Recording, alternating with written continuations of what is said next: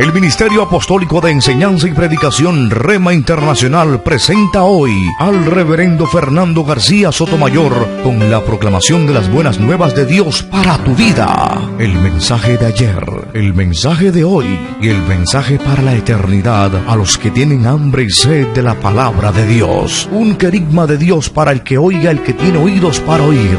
Escuche el dabar del Eterno a las naciones. Ahora es el tiempo para recibir el rema del Espíritu Santo a tu espíritu. Escuchemos con fe la memra del Señor para el alma.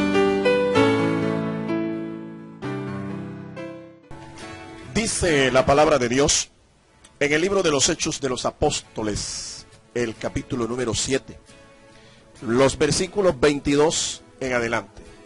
Hechos de los Apóstoles, capítulo 7, versículos 22 en adelante. Leo la Sagrada Escritura en el nombre del Padre, y del Hijo, y del Espíritu Santo. Y fue enseñado Moisés en toda la sabiduría de los egipcios, y era poderoso en sus palabras y obras. Cuando hubo cumplido la edad de 40 años, le vino al corazón el visitar a sus hermanos, los hijos de Israel. Y al ver a uno que era maltratado, lo defendió, e hiriendo al egipcio vengó al oprimido. Pero él pensaba que sus hermanos comprendían que Dios les daría libertad por mano suya, mas ellos no lo habían entendido así. Y al día siguiente se presentó a unos de ellos que reñían y los ponía en paz, diciendo: varones, hermanos sois, ¿por qué os maltratáis el uno al otro? Entonces el que maltrataba a su prójimo le rechazó, diciendo: ¿quién te ha puesto por gobernante y juez sobre nosotros? ¿Quieres tú matarme como mataste ayer al egipcio? Al oír esta palabra, Moisés huyó y vivió como extranjero en tierra de Madián, donde engendró 2 hijos.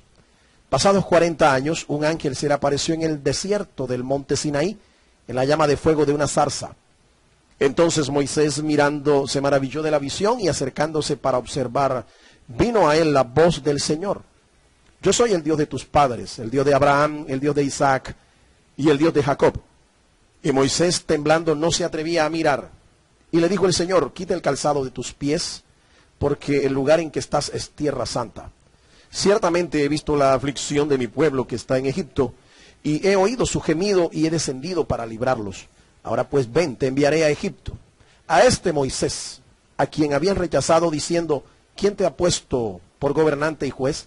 A este lo envió Dios como gobernante y libertador por mano del ángel que se le apareció en la zarza. Dios nos bendiga por esta palabra. El título de esta disertación: la necesidad de los desiertos. Indudablemente los desiertos son lugares inhóspitos, donde nadie desearía vivir. Solo una persona fuera de sí, fuera de razón, se atrevería a vivir y sobrevivir en un desierto. Un desierto es un lugar donde las precipitaciones de lluvia son menores a 25 centímetros cúbicos al año. Es decir, casi no llueve. Las plantas son escasas en los desiertos. La vegetación es muy escasa, y la poca vegetación que hay es bastante hostil a la vida humana. Las condiciones de un desierto son muy duras para la vida humana y aún para la vida animal. Sin embargo, es necesario en nuestro peregrinaje espiritual que atravesemos por desiertos espirituales. Esto es una verdad que es un axioma de la palabra, un principio espiritual.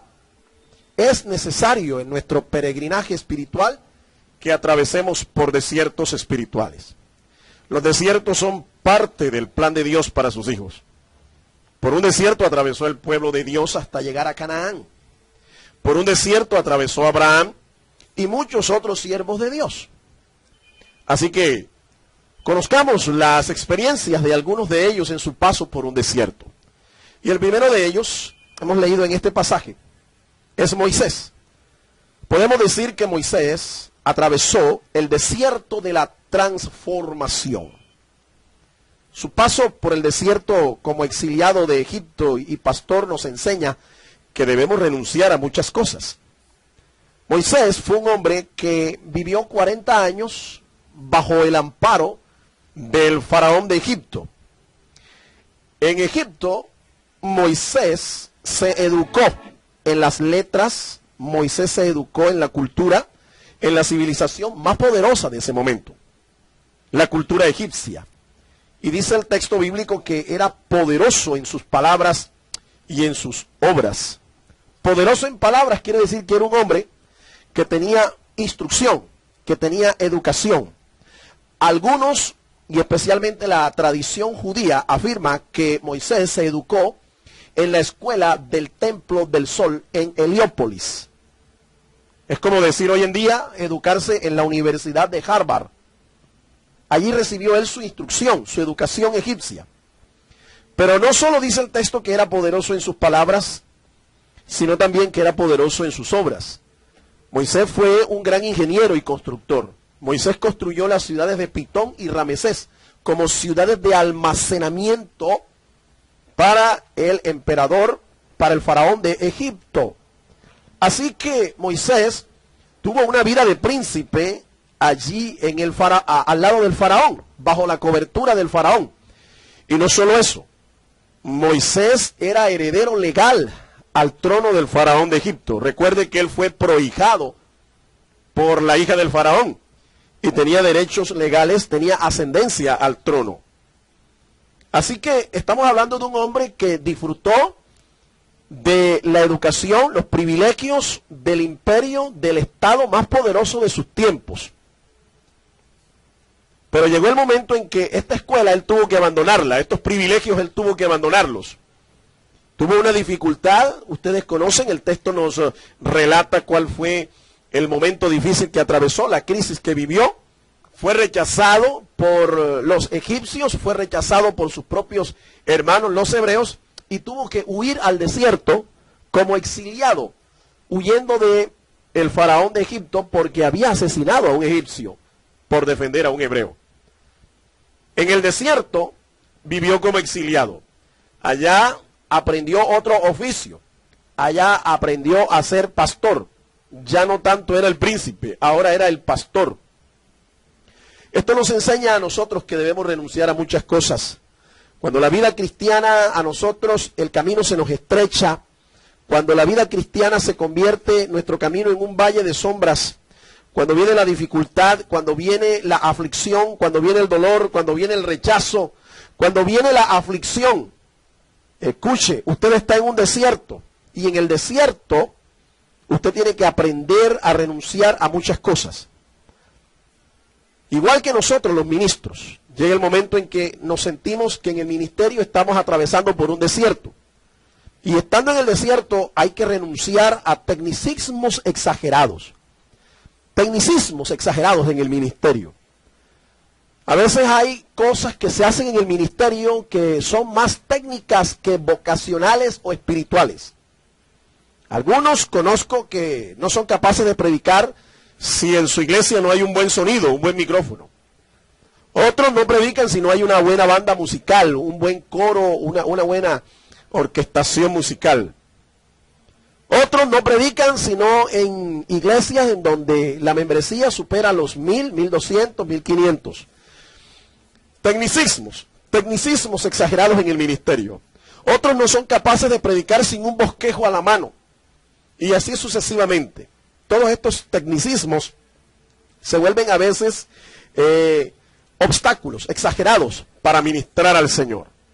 Moisés allá tuvo que renunciar a todos estos tecnicismos, olvidarse de que era un príncipe educado, culto, y aprender el oficio más abominable para un egipcio. Tuvo que aprender a ser pastor. Allá tuvo que renunciar a todo orgullo espiritual o ministerial. En el caso de nosotros, muchas veces tenemos que hacer esto porque se constituye en una barrera para servir y agradar a Dios, el orgullo espiritual o ministerial. Allá Moisés tuvo que despojarse de todo orgullo, de todo abolengo, de todo privilegio como príncipe. Y tuvo que ser un hombre común y corriente, un hombre del desierto, un príncipe en el desierto. En el ministerio muchas veces también se tiene que renunciar, si queremos agradar a Dios, a pasatiempos improductivos. Un ejemplo de estos pasatiempos improductivos lo constituye a veces la televisión, los deportes, el cine, la internet, aún el mismo ciberespacio. Hay gente que el pasatiempo favorito de ellos es visitar la web, chatear, o ver televisión por largas horas, o dedicarle muchas horas al deporte, a la práctica de un deporte, o son aficionados al cine. Estos son pasatiempos. Yo no digo que esto sea malo, escúcheme, ni la televisión, ni los deportes, ni el cine son malos, pero cuando le quitan más del tiempo necesario, ya no se vuelve un pasatiempo, ya esto se vuelve en un hábito, parte de su vida, de su agenda, y estas cosas a veces le quitan tiempo para servir a Dios. Entonces usted tiene que escoger entre estos pasatiempos y el servicio a Dios. Malas actitudes a veces con nuestra familia también, es necesario que renunciemos a estas cosas. En el caso de Moisés, Moisés descuidó sus deberes como padre y le correspondió a Séfora circuncidar a sus hijos. Acuérdense que cuando Dios le hace el llamado, ya Abraham había hecho un pacto con Dios, o mejor, Dios había hecho un pacto con Abraham, y la forma de sellar este pacto era realizar la circuncisión a todo varón. Todo varón que naciera entre los hebreos debía ser circuncidado para ser beneficiario de las bendiciones del pacto que Dios hizo con Abraham. En el caso de Moisés, él descuidó este deber. El llamado al ministerio parece que se le subió a la cabeza. Y para él era ministerio arriba, ministerio en la mañana, ministerio al mediodía, ministerio en la noche, y se olvidó de sus deberes como padre. Se olvidó de su responsabilidad de circuncidar a sus hijos. Séfora entonces es quien tiene que cumplir con este deber. Séfora toma un pedernal después que el mismo Señor se le aparece en el camino. Según Éxodo capítulo 4, versículo 24, el ángel de Jehová se le aparece en el camino y quiere matar a Moisés, porque para Dios las cosas que Él ordena que se hagan en el ministerio son muy serias. Y usted no puede jugar con Dios, al ministro y al culto y a la iglesia. Cuando Dios le hace un llamado a usted, usted tiene que ser responsable a este llamado y ser íntegro delante del Señor. Porque de lo contrario usted va a perder autoridad para poder ministrar delante del Señor y delante del pueblo de Dios. La autoridad estaba fallando en esta ocasión. El padre de la casa, Moisés, no estaba haciendo lo que le correspondía. Le correspondió hacerlo a Séfora. Y escúcheme, si usted quiere servir en la obra de Dios, usted tiene que primero ser un ejemplo y un modelo en su casa, en su familia. Nadie que quiera servir en la obra de Dios podrá hacerlo si primero no es un modelo para su casa, para su familia. De lo contrario, no estuviera escrito que el hombre de Dios, el ministro de Dios, el administrador de Dios, primeramente tiene que saber administrar su casa para después gobernar en la casa de Dios. Este era un hombre que estaba perdiendo de vista cuál era la visión y cuál era la prioridad de su ministerio. Y había puesto el ministerio por encima de la familia. Y ahora la esposa circuncida a sus hijos cuando le correspondía a él. Esta mujer lo hizo de mala gana. Y esto puede ocurrir a cualquiera que está sirviendo en el ministerio. Cuando usted no cumple con sus deberes como sacerdote de su casa, y lo tiene que hacer su esposa, lo tiene que hacer su mujer, esto va a causar malestar. Así que cada quien en la casa, en la familia, debe tomar su rol. Y si usted es un ministro de Dios, recuerde que primero usted tiene que ser el pastor de su familia, de su casa, para poder ministrar delante de los ojos de Dios y ser agradable a Dios. En el desierto, Moisés tuvo que renunciar a toda su sapiencia egipcia. Tuvo que olvidarse de todo lujo. Tuvo que olvidarse de toda comodidad y adaptarse a su nuevo entorno ambiental. Allá en el palacio con el faraón, Moisés disfrutaba de baños de leche, baños de miel. Siempre estaba rodeado de hermosas doncellas. Lo bañaban, lo afeitaban, lo vestían, lo pintaban. Era un egipcio.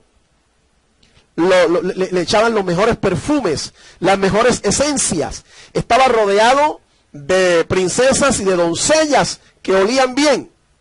En el desierto tuvo que olvidarse de todo esto. Allá no había seda, allá no había perfumes, allá no había olores agradables, allá inclusive no habían princesas egipcias. Allá tuvo que encontrarse y enamorarse de una pastora. El perfume de Séfora no era el perfume de las egipcias. Séfora siempre andaba hedionda a camello. Así es que podrá imaginarse usted, fue un cambio duro, pero tuvo que adaptarse Allá no había sedas, allá había era pieles de camello. Allá tenían que dormir y adaptarse a una condición de vida que era totalmente diferente a la que él vivió. Su paso por el desierto le permitió adquirir nuevas experiencias. Él aprendió el oficio de pastor y, reitero, era un oficio abominable a los egipcios.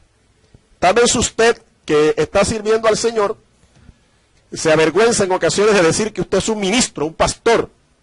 Pues déjeme decirle, este es el oficio más digno que cualquier varón, cualquier hombre puede tener. El ser un siervo de Dios, el ser un ministro del Señor. No importa que usted sea un profesional o no. Por encima de cualquier título profesional está la dignidad de ser un siervo de Dios. Y aunque el mundo te critique, te señale y hasta se burle de ti y te vitupere, recuerda que lo más importante es tener la alabanza y la aprobación, el aplauso de Dios. A Billy Graham le ofrecieron en una ocasión el ser candidato a la magistratura más alta de los Estados Unidos, el ser presidente de la nación más poderosa del mundo. Y Billy Graham en aquella ocasión dijo: no me rebajaré a ser el presidente de los Estados Unidos por causa de mi ministerio. Él sabía lo que significaba ser un pastor, un ministro del Evangelio, sabía la dignidad que esto representaba y por eso estaba dispuesto a recibir el llamado, mantenerse en el llamado y morir sirviendo a Dios en este llamado. Moisés aprendió a vivir con sencillez.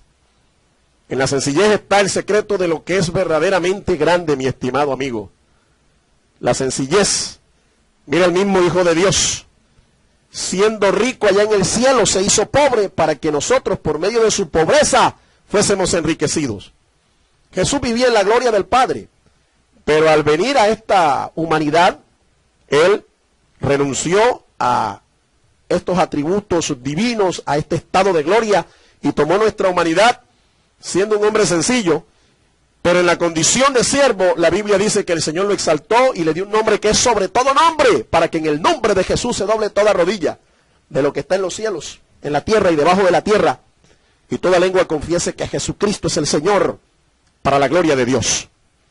Así es que hay que aprender a ser sencillo. No importa qué tan grande sea tu ministerio, no importa cuánto Dios lo pueda ensanchar, no importa el título o la dignidad que tú adquieras en el desarrollo, en el ejercicio de tu ministerio, usted nunca pierda su sencillez, nunca pierda su condición de siervo delante del Señor. Su paso por el desierto le enseñó a estar en comunión con Dios, en su santo monte. ¿Cuánto tiempo tenía Moisés que no tenía una experiencia con Dios? Y ahora Dios le está permitiendo adquirir nuevas experiencias que le hagan madurar como persona, como ministro, como siervo de Dios. Dios comienza a revelársele a Moisés de múltiples maneras. Aquí se le aparece en una zarza ardiente, como el gran yo soy, el eterno, el Dios altísimo. Pero Moisés recibe otras revelaciones del carácter y naturaleza de Dios. Todas estas experiencias no las hubiera podido experimentar, no las hubiera podido vivir si hubiera estado en el palacio. Pero se necesitó que Dios lo sacara de la universidad del faraón para colocarlo en la universidad del desierto, la universidad de Dios. Mi estimado amigo, y esta es la verdadera universidad, la de Dios. No es la de Harvard, no es la de Cartagena, no es la Tadeo Lozano, ni ninguna otra universidad prestigiosa en el mundo. No, es la universidad de Dios en la que tú necesitas matricularte, porque es allí donde te formas como un siervo del Altísimo. Su paso por el desierto le permitió adquirir visión espiritual, una visión que no tenía debido al entorno en donde él vivía. Pero allá en el desierto tenía bastante tiempo para entrar en comunión con Dios y tener experiencias espirituales que le permitieran adquirir visión. Quiero explicarle algo.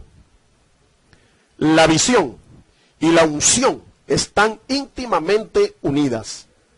El desierto le permitió a Moisés despojarse de sus capacidades para ser transformado en un hombre dependiente de Dios. A los 40 años en el palacio del faraón, le fueron sumados 40 años en el desierto. De príncipe, fue transformado en pastor, gobernante y libertador de Israel. A Dios no le servía solo un príncipe, a Dios le servía un pastor, un siervo, un ministro. Dios era el que estaba libertando a Israel. Necesitó solo de un instrumento.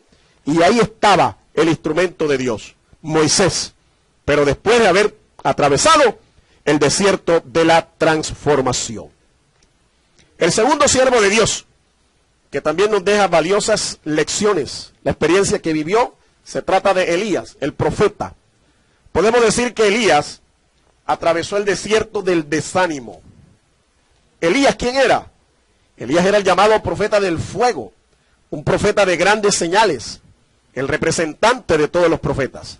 Dice el primer libro de Reyes, el capítulo 19, los versículos 3 al 8. Viendo pues el peligro, se levantó y se fue para salvar su vida. Y vino a Beerseba, que está en Judá, y dejó allí a su criado. Y él se fue por el desierto un día de camino, y vino y se sentó debajo de un enebro, y deseando morirse dijo, basta ya, oh Jehová, quítame la vida, pues no soy yo mejor que mis padres. Y echándose debajo del enebro, se quedó dormido, y aquí luego un ángel le tocó y le dijo, levántate, come. Entonces él miró, y he aquí a su cabecera una torta cocida sobre las ascuas, y una vasija de agua, y comió y bebió y volvió a dormirse. Y volviendo el ángel de Jehová la segunda vez lo tocó diciendo, levántate y come porque largo camino te resta.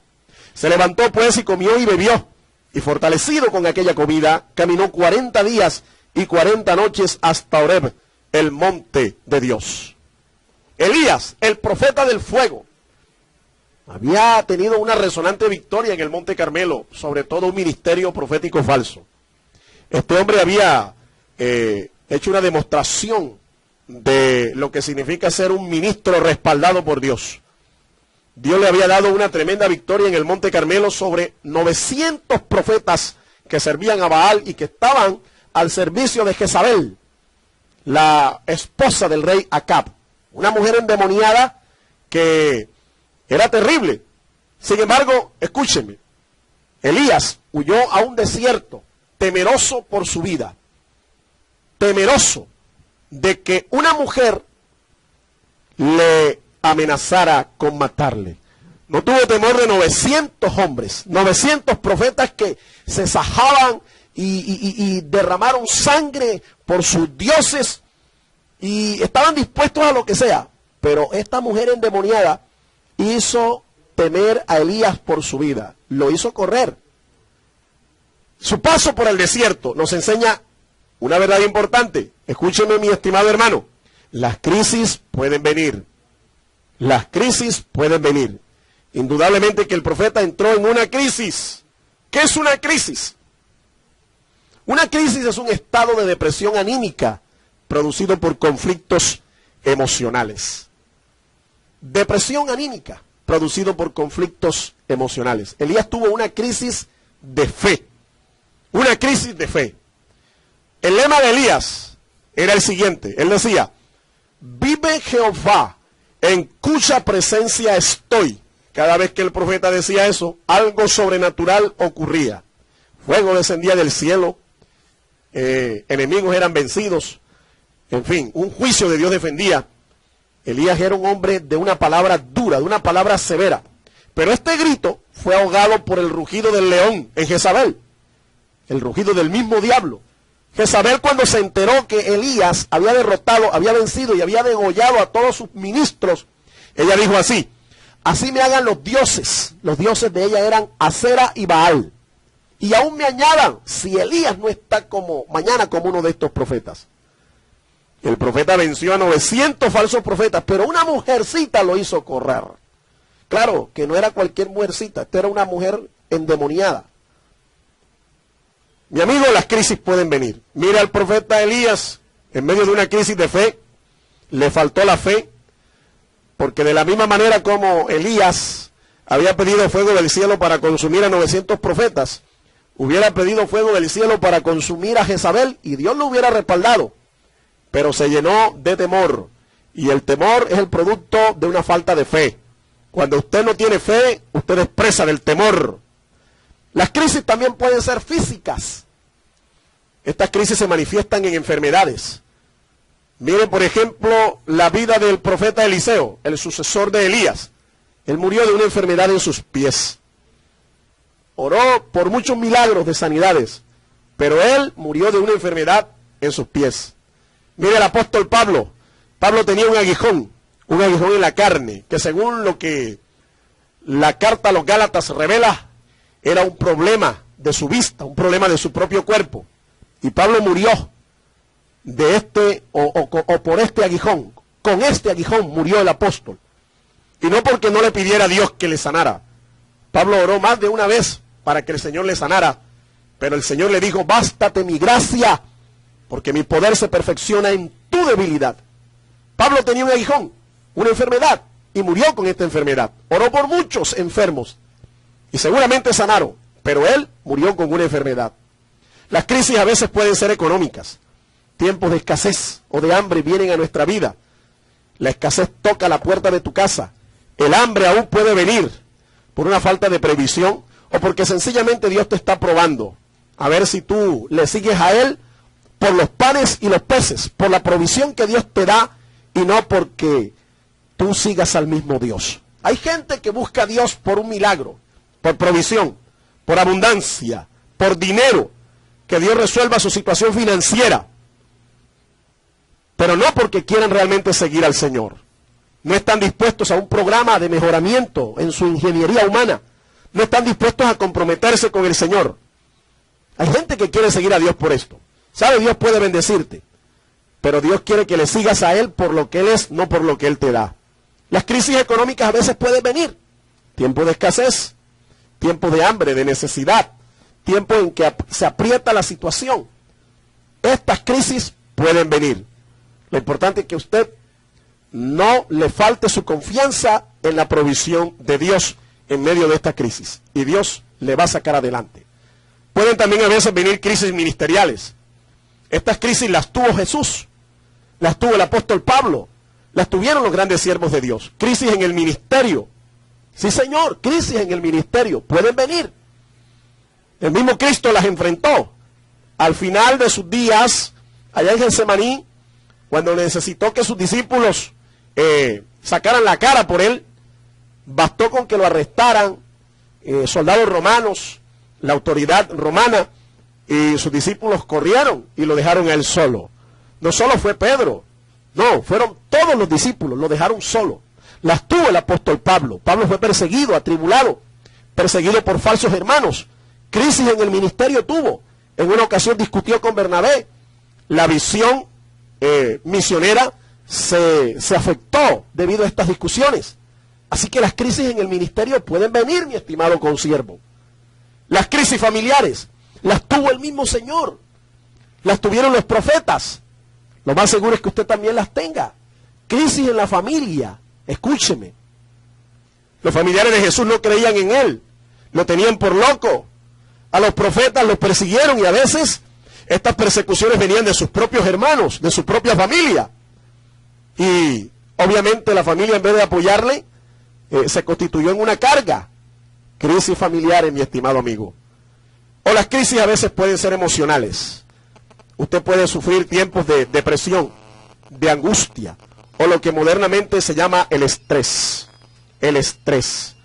Esta es la enfermedad del siglo. No es el SIDA, no es el ébola, ni cualquier otra enfermedad. El estrés, la depresión. Increíble. Una crisis emocional puede llevar a un ministro a ser hospitalizado porque está deprimido, porque está angustiado. Y necesitará de tiempo, un tiempo bastante considerable para que pueda recuperarse. El estrés puede venir, la depresión puede venir. Y una crisis emocional te puede atacar. Así es que esta es una gran verdad. En el desierto, escúchame, las crisis pueden venir. Un estado de depresión en tu ánimo, producido por un conflicto emocional o de cualquier otro tipo, puede producir una crisis. A su paso por el desierto, al profeta se le permitió adquirir también nuevas experiencias. Las escrituras nos dicen que atravesando el desierto, el ángel de Jehová se le apareció y lo tocó.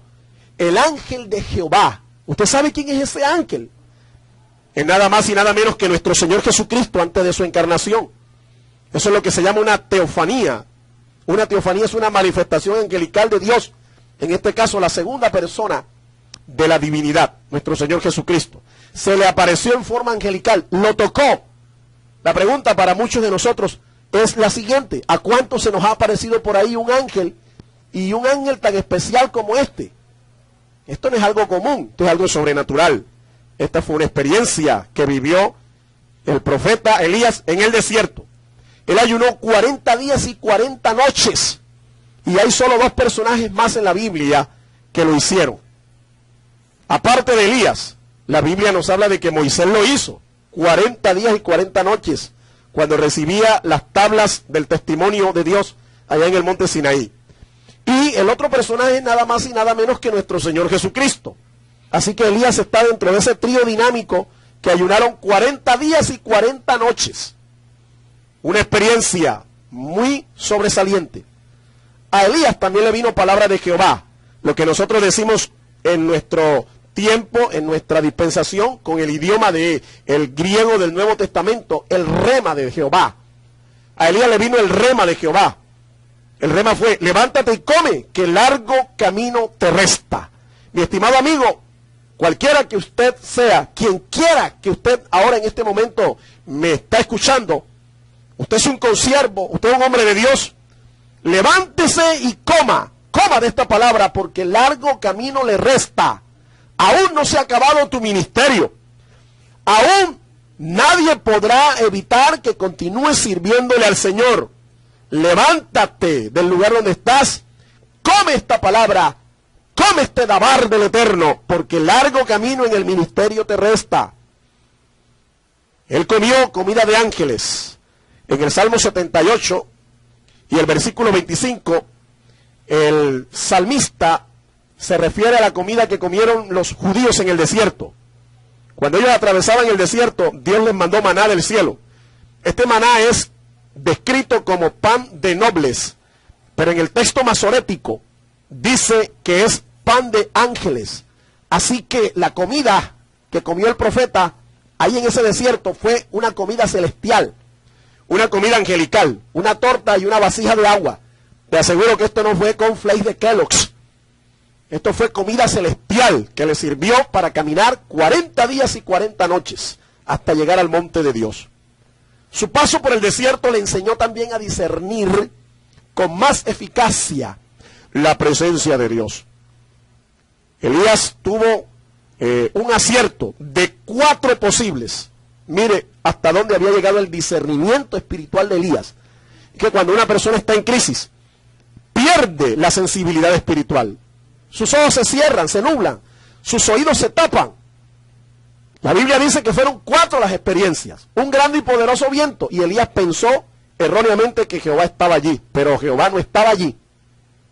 Luego un terremoto, y Elías pensó por segunda vez, de una manera equivocada, que Jehová estaba en el terremoto, pero Jehová no estaba en el terremoto. Luego vino la tercera vez, un fuego, un tremendo incendio, y Elías pensó erróneamente por tercera vez que Jehová estaba en el fuego, pero Jehová no estaba en el fuego. Había perdido sensibilidad. Es que cuando el Señor le dijo: levántate, come, que largo camino te resta, lo que el profeta hizo fue que se metió en una cueva, y la cueva le cegó el sentido espiritual. La cueva lo cegó espiritualmente, porque cuando Dios te da una palabra, usted tiene que obedecerla. Camine, levántese, que Dios lo está fortaleciendo, Dios lo está animando, Él lo va a sostener. Pero Elías no, Elías se encuevó. Resultado de esto, había perdido sensibilidad espiritual. Y por fin, dice la Escritura que escuchó un silbo suave y apacible, y el profeta acertó. Por fin entendió y acertó que Jehová estaba en el silbo suave y apacible. La pregunta es: ¿cómo un profeta que había sido tan usado había perdido sensibilidad espiritual? Mi estimado hermano, la respuesta es: la crisis lo llevó a esta falta de sensibilidad espiritual. ¿Cómo también te puede llevar a ti si no te levantas, si no sales de la cueva? Por fin, Elías acertó y recibió entonces una capacidad mayor para discernir con más eficacia la presencia de Dios. Su paso por el desierto le enseñó que siempre habrá un remanente fiel a la causa del Señor. Elías pensaba que él era el único que servía a Dios y que él era fiel a Dios. Pero el Señor le dijo que habían 7,000 que no habían doblado sus rodillas ante Baal. ¿Qué nos enseña esto, mi estimado hermano? nos enseña que nadie es indispensable en la obra de Dios. Esto es una tentación y un engaño en que fácilmente puede caer un ministro, el creer que él es indispensable en la obra de Dios. Dios por eso le mandó que ungiera a Eliseo, el que le iba a reemplazar a él. Eliseo iba a hacer el reemplazo ministerial de Elías. Pero es notable que en esta ordenanza que Dios le da al profeta, no vemos al profeta que unja a Elías, o Elías ungiendo a Eliseo en ningún momento. No lo vemos. No hay un solo pasaje que nos diga a nosotros que Elías obedeció la orden del Señor de ungir a Eliseo. Antes, por el contrario, le puso unas pruebas terribles a Eliseo para traspasarle el ministerio. Y por último, cuando el Señor se lo llevó y lo arrebató al cielo, esto no fue por un premio, esto fue que Dios se lo llevó, Dios lo quitó de en medio. Porque fíjense, el mismo Señor que le había dicho a Elías, levántate y come porque largo camino te resta, ensanchando su ministerio, es el mismo Señor que tiene la potestad de cortarte el ministerio. Por eso es importante que usted reaccione favorablemente, que usted asimile las crisis en su vida, porque las crisis te pueden fortalecer o te pueden destruir. En el caso de Elías, la crisis le afectó porque su ministerio terminó. No pudo superar la crisis y su ministerio llegó a su fin. Dios mandó a que ungiera a Eliseo, a Hazael por rey de Siria y a Jehú por rey de Israel. Y a ninguno de los tres ungió. A ninguno de los tres. Cuando Dios se lleva al profeta en el carro de fuego y lo arrebató, el manto se le cayó al profeta. No fue que el profeta se detuvo, tomó su momento y le dijo, hey, esperen un momento ahí, señores querubines, señores arcángeles, que voy aquí a enviarle el manto a mi sucesor. No, no señor, no fue así. El manto se le cayó. Y luego Elías, cuando ve que el manto se le cae, pues entiende que el ministerio estaba siendo traspasado allí. Eliseo toma el manto y luego usa el manto para abrir por segunda vez el río Jordán. Elías echó su manto sobre Eliseo, símbolo del traspaso de su ministerio, pero nunca ungió a Eliseo. Por eso fue separado del ministerio un corto tiempo después. Fue cortado. Escúcheme, de la actitud que usted asuma ante la crisis, puede resultar que usted salga fortalecido o usted salga destruido. ¿Cómo asume usted entonces las crisis? Cualquiera que sea la crisis. ¿Cómo asume usted el desánimo, el estrés? ¿Cómo asume usted el momento de angustia? Dependiendo de esto, usted va a salir fortalecido o va a salir destruido. Pero Dios quiere que usted le obedezca y Dios quiere ensanchar tu ministerio. En tercer lugar, el tercer siervo que atraviesa otro desierto es nada más y nada menos que nuestro Señor Jesucristo.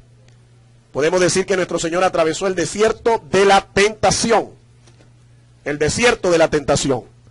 En el Evangelio de Lucas capítulo 4, los versículos 1 en adelante, dice la Escritura, Jesús lleno del Espíritu Santo volvió del Jordán y fue llevado por el desierto o por el Espíritu al desierto. Quiero reiterar esta última expresión. Fue llevado por el Espíritu al desierto por 40 días y era tentado por el diablo y no comió nada en aquellos días, pasados los cuales tuvo hambre. Entonces el diablo le dijo, si eres hijo de Dios, di a esta piedra que se convierta en pan. Y Jesús respondiendo le dijo, escrito está, no solo de pan vivirá el hombre, sino de toda palabra que sale de la boca de Dios. Y le llevó el diablo a un monte alto y le mostró en un momento todos los reinos de la tierra. Y le dijo el diablo, a ti te daré toda esta potestad y la gloria de ellos, porque a mí me ha sido entregada y a quien quiero la doy. Si tú postrado me adorares, todos serán tuyos. Respondió Jesús y le dijo, vete de mí, Satanás, porque escrito está, al Señor tu Dios adorarás y a él solo servirás. Y le llevó a Jerusalén y le puso sobre el pináculo del templo y le dijo, si eres hijo de Dios, échate de aquí abajo, porque escrito está, a sus ángeles mandará acerca de ti que te guarden, y en las manos te sostendrán, para que no tropieces con tu pie en piedra. Respondiendo Jesús le dijo, dicho está, no tentarás al Señor tu Dios. Y cuando el diablo hubo acabado toda tentación, se apartó de él por un tiempo. Jesús también fue llevado al desierto. Y escuche, el pasaje dice que no fue por obra del diablo que él fue llevado al desierto, fue por obra del Espíritu Santo, porque es Dios quien te va a poner en el desierto, mi estimado hermano. Es Dios quien te va a llevar, no es el diablo, es Dios, pero con un propósito. Su paso por el desierto obedeció a un propósito del Espíritu Santo. El Señor fue llevado, fue ofrecido, fue levantado, erigido en ofrenda para ser tentado. Ahora, obviamente, quiero que usted entienda que la tentación a la que el Señor se expuso no fue a su divinidad, porque Dios no puede ser tentado y Jesucristo es Dios. Fue a su humanidad. Satanás le tentó en su humanidad. Y lo más glorioso es saber que Jesucristo le venció como humano, no como Dios.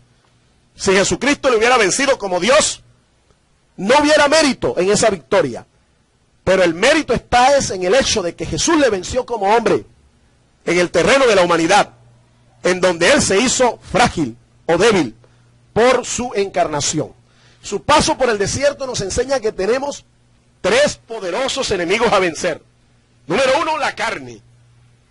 Satanás le dijo, di que estas piedras se conviertan en pan. Con esa hambre que Jesús tenía y con el poder que él tenía, él podía hacer que las piedras se convirtieran en pan y saciar su hambre, pero ese no era el método. El diablo lo que quería era que el Señor dependiera de su poder y convirtiera las habilidades sobrenaturales que él tenía en un show, en un espectáculo. Pero Jesús no se dejó tentar. El mundo y su vanagloria también es nuestro poderoso enemigo.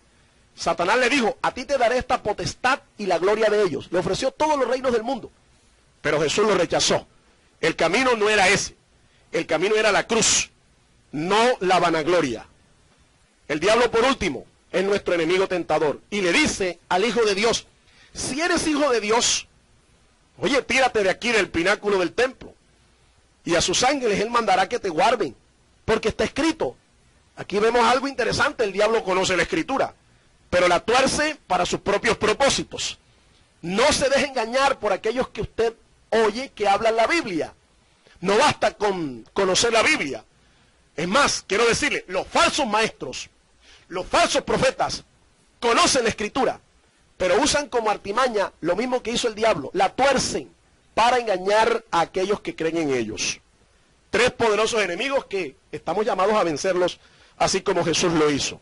Su paso por el desierto nos enseña algo interesante, la urgente necesidad de conocer y escudriñar las sagradas escrituras.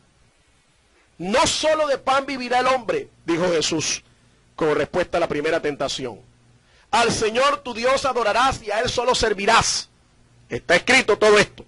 No tentarás al Señor tu Dios.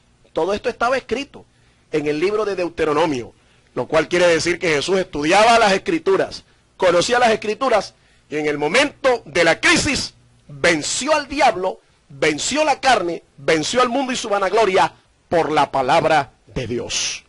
Quiero concluir en esta hora. Está demostrado que los desiertos son necesarios porque nos exigen depender enteramente de Dios y su palabra. Jesús atravesó el desierto y culminó como un vencedor. Elías atravesó el desierto y fue fortalecido. Moisés atravesó el desierto y fue transformado.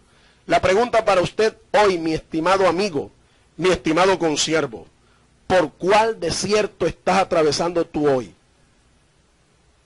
Recuerda que el Señor está contigo para transformarte, para fortalecerte y para darte la victoria. No importa cuánto tiempo estés allí, pero Dios te llevará a lugares de refrigerio, de paz, de bendición, de triunfo en triunfo, de gloria en gloria y de victoria en victoria. Dios te bendiga. El Ministerio Apostólico Rema Internacional pone a disposición esta predicación. Ofrecemos ministración a simposios, seminarios, campañas evangelísticas, educación globalizada sana y de carácter interdenominacional. Escríbanos a ministerioremainternacional@gmail.com o llámenos al celular 316-270-7181.